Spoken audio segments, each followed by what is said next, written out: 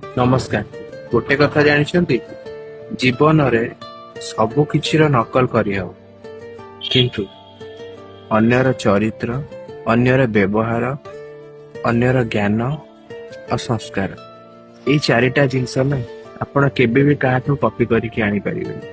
କାରଣ ସଂସ୍କାର ଯାହା ଆପଣଙ୍କୁ ଆପଣଙ୍କ ପରିବାରଠୁ ମିଳିଥାଏ। ବ୍ୟବହାର, ଆପଣ ଯାହା କିଛି ବି ବ୍ୟବହାର କରନ୍ତି କି ଅନ୍ୟ ଲୋକମାନଙ୍କ ପାଖରେ ବ୍ୟବହାର ଦର୍ଶାନ୍ତି, ସେଟା ଆପଣଙ୍କ ହୃଦୟରୁ ହେଇଥାଏ।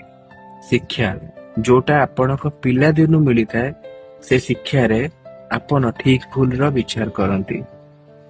ସେଥିପାଇଁ କି ଅନ୍ୟର ଭଲ ଗୁଣକୁ ଆପଣ ଚେଷ୍ଟା କରନ୍ତୁ କିଛି ଶିଖିବା ପାଇଁ।